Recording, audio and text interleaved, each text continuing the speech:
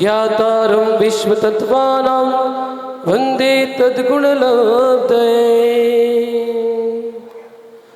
बोलो अनंतानंत सिद्ध परमेष्टि भगवान की, पावागढ़ सिद्ध क्षेत्र की, वर्तमान शासनायक वर्तमान महावीर भगवान की, मुनि कुंजर ज्येष्ठ आचार्य आदि सागर जी महाराज की, तीर्थ भक्त शिरोमणि आचार्य श्री महावीर कीर्ति जी महाराज की, वात्सल्य रत्नाकर आचार्य श्री स्वामी विमल सागर जी महाराज की, तपस्वी सम्राट आचार्य सन्मति सागर जी महाराज की, जिनके उर में कल कल बहती शुद्ध चेतना की धारा, समतामय सम्यक मणि से जिनने निज को श्रृंगारा, वचनों के मोती बरसाते अमर रहे चिंतन नागर, मेरे उर में आन विराजो गुरुवर श्री सुनील सागर, गुरुवर श्री सुनील सागर। बोलो परम पूज्य अभीक्ष्ण ज्ञान उपयोगी तीर्थोद्धारक चतुर्थ भट्टाधीश आचार्य शिक्षण सुनील सागर जी गुरुदेव की।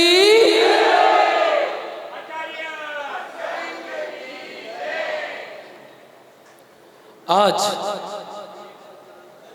चढ़ते तीर्थे भगवान, चढ़ते फिरते तीर्थ आचार्य भगवान सुनील सागर जी महाराज सत्संग का मंगलमय पदार्पण इस पावागढ़ की सिद्ध क्षेत्र पर हुआ।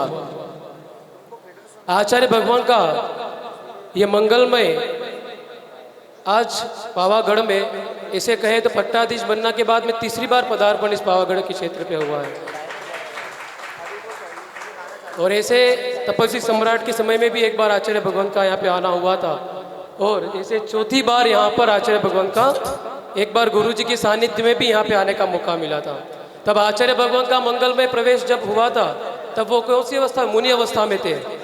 तपस्वी सम्राट सन्मति सागर जी का तो पहले ही पदार्पण हो चुका था। इसके बाद में आचार्य भगवान का मंगलमय इस पावागढ़ के क्षेत्र पर आना हुआ था। तब आचार्य जो वर्तमान में सुंदर सागर जी महाराज है, वो दोनों महाराज जी का मंगलमय प्रवेश यहाँ पे आचार्य भगवान के चरणों में वंदना की थी। तब तपस्वी सम्राट ने कहा था कि आप जाओ पहाड़ पर, रात को वहीं रुक जाना और वंदना करके वापस कल सुबह आ जाना।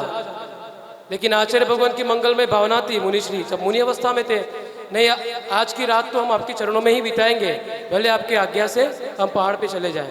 नहीं बहुत लंबा पहाड़ है, बहुत दूरी पे है, नहीं आ पाओगे आप लोग, रात हो जाएगी, तो आप वहाँ पे ही विश्राम करना।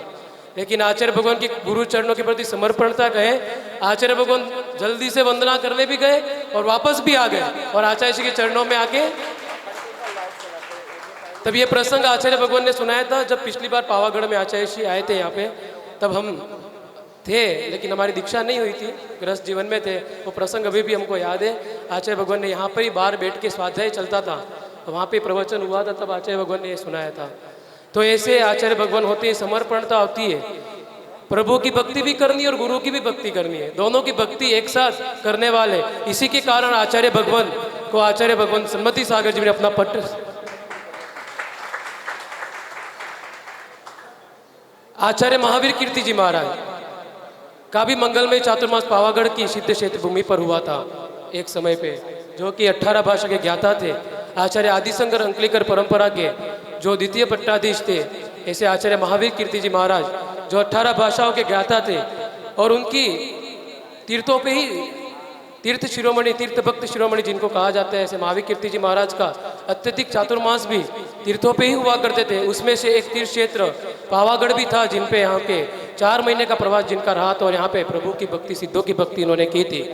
और इसी तीर्थ क्षेत्र पर, सिद्ध क्षेत्र पर आचार्य सुनील सागर जी महाराज का भी सबसे पहले आए थे 2015 में, नया वर्ष का 2015 का नव वर्ष भी इस पावागढ़ क्षेत्र पे ही मनाया था 2015 में।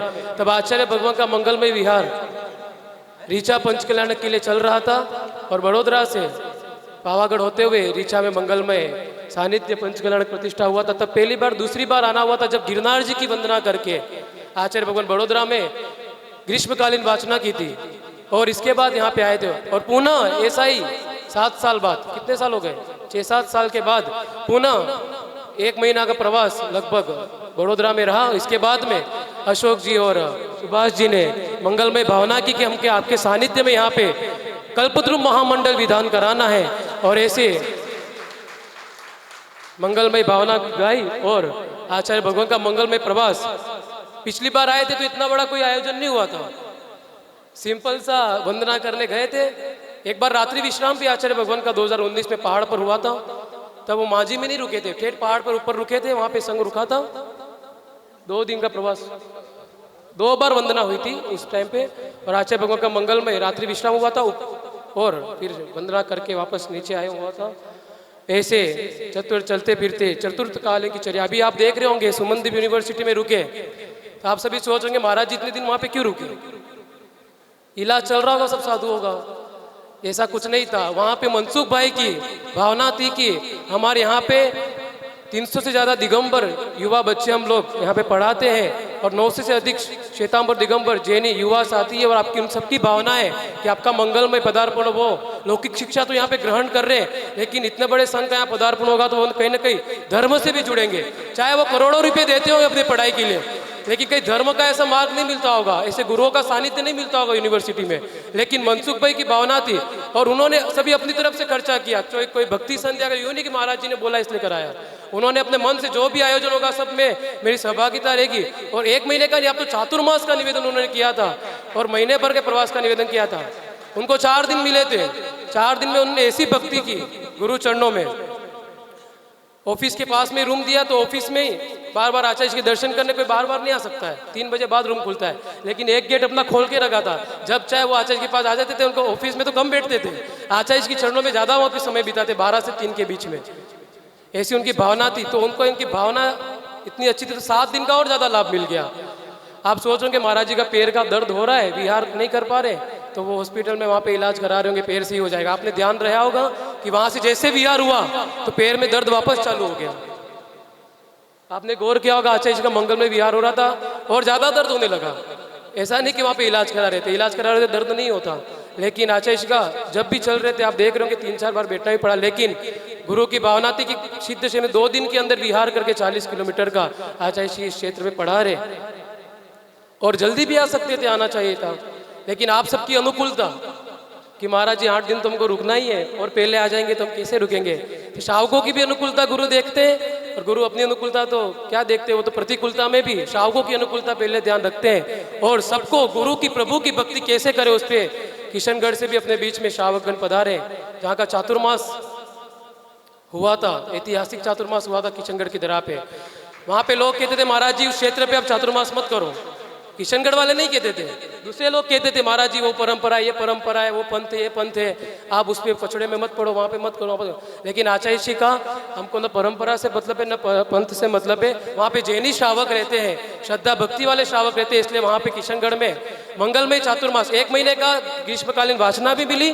और तो और अशोक पाठ ने कहा था कि हमको तो शीतकालीन वासना, ग्रीष्मकालीन वासना और चातुर्मास भी चाहिए, पहला शिपल चढ़ाया था। ऐसी भावना को नजर रखते हुए वहाँ पे किशनगढ़ में चातुर्मास हुआ, और ऐसा ऐतिहासिक चातुर्मास हुआ कि अभी तक हर महीने में वहाँ के श्रावक आते ही हैं। ऐसा नहीं मिलेगा कि यहाँ पे किशनगढ़ के श्रावक नहीं मिलेंगे, हर महीने में कोई ना कोई श्रावक किशनगढ़ का यहाँ पे मौजूद रहेगा। चंदू जी, चंद्र प्रकाश जी वेद, जो कि अभी विनोद जी तब अध्यक्ष थे, अब युवा साथी को उन्होंने आगे किया, और चंद्र प्रकाश जी वेद वहाँ के अध्यक्ष बने। युवा साथी यहाँ पे बैठे हैं चंद्र प्रकाश जी, और आचार्य जी के पहले दर्शन करने आए यहाँ पे कि मैं गुरु के चरणों में जाऊंगा। मेरी शादी की सालगिरह है ही, लेकिन गुरु के चरणों में आकर अपनी भक्ति प्रस्तुत करूंगा, और हमेशा गुरु चरणों में रहते हैं ऐसे लोगों की भावना। और अशोक जी का तो क्या कहे, उन्होंने अपनी निरंतर भक्ति गुरु चरणों में रखी। और अशोक जी पहले तो सुभाष जी ने वहाँ पे विधान कराया कारेली बाग में, फिर अशोक जी ने यहाँ पे विधान कराने की भावना पे, मतलब चातुर्मास तो तब होगा जब होगा, लेकिन चातुर्मास से दुगना लाभ इन्होंने ले लिया। पंच कल्याणक भी हो गया, ग्रीष्मकालीन वाचना भी हो गई, और 2-2 विधान भी कराने का ऐसा आयोजन मिला। और आचार्य भगवान का मंगलमय सानिध्य रहेगा, और उनकी भावना है कि बाहर से जितने भी श्रद्धालु आए सभी विधान में बैठे, और आप सभी विधान का लाभ ले गुरु चरणों में रहकर। विधान तो बहुत करते होंगे, लेकिन सिद्ध क्षेत्र पे आकर विधान करना और गुरु चरणों का चतुर्विध संघ का सानिध्य मिलना बहुत दुर्लभ होता है। ऐसे दुर्लभ तक संघ को आप लोग संजोए, और यहाँ पे संजोया है अशोक जी परिवार ने। आप सभी उसी का लाभ लें। मंगल में पड़गान भी कर सकते हैं, चौका भी लगा सकते हैं, सभी चीज का लाभ ले सकते हैं। और इसी मंगल भावना के साथ आगामी कार्यक्रम वंदना करने के लिए संघ संभावित कल जाएगा। जैसी भी रूपरेखा बनेगी, शाम को भी जा सकता है, गर्मी है तो वहाँ पे विश्राम भी हो सकता है, और अगले दिन परसों वंदना करके नीचे आएगा, ऐसे संभावित योजना है। आप सभी उसका लाभ लें। और 23 तारीख से 31 मई तक कल्पद्रुम महामंडल का आयोजन इस धरा पर होने जा रहा है, उसका लाभ लें। और आगामी 19 तारीख को 19 जून शुद्ध पंचमी का महापर्व संभावित दाहोद में आचार्य मंगलमय सानिध्य में मनाया जाएगा। और ये भी संभावना पक्की है कि आचार्य प्रसन्न सागर जी महाराज का भी मंगलमय गुरु दर्शन और मिलन होगा वहाँ पे। महाराज जी की भावना है, प्रसन्न सागर जी महाराज का कोई रूट नहीं है, लेकिन उनकी क्या भावना है कि हमारे चतुर्थ पट्टाधीश आचार्य सुनील सागर जी का मुझे दर्शन करना है। और उनका रास्ता नहीं है वो, लेकिन स्पेशल गुरु जी के दर्शन करने के लिए वो दाहोद धरा पे आएंगे। और आचार्य आदि सागर जी महाराज का 111वां आचार्य पधारण दिवस उस धरा पे मनाया जाएगा, जहाँ पर तपस्वी सम्राट आचार्य सन्मति सागर जी ने श्री नेश की वध किया था। उस धरा पर आचार्य आदि सागर जी महाराज का जो 20वीं सदी के और इस बार 2 जेठ है, 2 जेठ के महीने दबाकर गर्मी पड़ेगी इस बार। तो जेठ शुद्ध पंचमी, जेठ शुक्ल पंचमी को आती है, तो जेठ शुक्ल पंचमी को ही आचार्य आदि सागर जी का आचार्य पधारण दिवस मनाया था। तो कल आचार्य आदि सागर जी का आचार्य पधारण दिवस यहाँ पे भी मनाया जाएगा 111वां। और जेठ शुक्ल पंचमी दाहोद में भी आएगी, तो वहां पे भी 2 बार मनाया जाएगा। ऐसे महान आचार्य संयोग भी देखिए, 111वां आचार्य पधारण दिवस और महीने भी 2 आ गए कि एक बार 2 बार आचार्य आदि सागर जी का आचार्य पधारण दिवस और शुद्ध पंचमी महापर्व आचार्य जी का मंगलमय सानिध्य में मनाएंगे। ये धरा सिद्ध क्षेत्र पर आचार्य आदि सागर जी का मनाएंगे। और वहां पर तपस्वी सम्राट की जो श्रीनेश की महान व्रत किया था, उस धरा पर, तपस्या की धरा पर जहाँ पे चातुर्मास हुआ था, उस धरा पर भी आचार्य आदि सागर जी महाराज का आचार्य पधारण दिवस आचार्य भगवान सुनील सागर जी और आचार्य प्रसन्न सागर जी महाराज जी के सानिध्य में वहाँ पे मनाया जाएगा। इसी मंगल भावना से आज सभी उसका लाभ लें। बोलो परम पूज्य। और चातुर्मास के लिए भी लोगों के श्रीफल चढ़ने आएंगे यहाँ पे पावागढ़ की धरा पर, इंदौर, मुंगाना सभी लोग यहाँ पर आने वाले हैं। और आचार्य से निवेदन करेंगे कि आपका चातुर्मास हमारे धरा पर हो। लेकिन जिनकी भावना वो भाएंगे, लेकिन घोषणा कब होगी वो पता नहीं। शुद्ध पंचमी पर संभावित होती है, तो शुद्ध पंचमी के दिन भी घोषणा लगभग होगी आचार्य भगवान के मुखारबिंद से। तो सभी ऐतिहासिक कार्यक्रमों का गुजरात की धरा तो क्या कहें, कितना लाभ ले। चातुर्मास भी मिल गया, गिरनार क्षेत्र की वंदना भी हो गई, 1 महीने का प्रवास शत्रुंजय, पावागढ़, गोगा, सभी सिद्ध क्षेत्रों की, मतलब 4 महीने में पूरा गुजरात घूम डाला आचार्य जी ने। और पूरी वंदना करते हुए अब यहाँ कर लाभ ले रहे हैं सभी। 2 चातुर्मास हो गए समझिए, 4 महीने तो चातुर्मास वाला, और ये गर्मी का शीतकालीन वाचना सभी एक सर इस धरा पर, गुजरात की धरा पर हो गया, सौभाग्य मिला। और अगर कहेंगे तो किसी आचार्य का सबसे मंगल अत्यधिक प्रवास रहा होगा तो आचार्य सुनील सागर जी महाराज का 2 चातुर्मास भी मिला। गांधीनगर में भी चातुर्मास हुआ 2015 में। हर 5 साल में, मतलब युग प्रतिक्रमण जैसे होता है ना, तो पहला युग प्रतिक्रमण में गिरनार में हुआ था, इस बार का युग प्रतिक्रमण भी दाहोद में हुआ। मतलब हर 5 साल में गुजरात आना हो जाता है आचार्य जी का।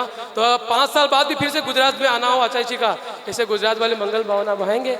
इसी मंगल भावना के साथ बोलो परम पूज्य चतुर्थ पट्टाधीश आचार्य सुनील सागर जी गुरुदेव की।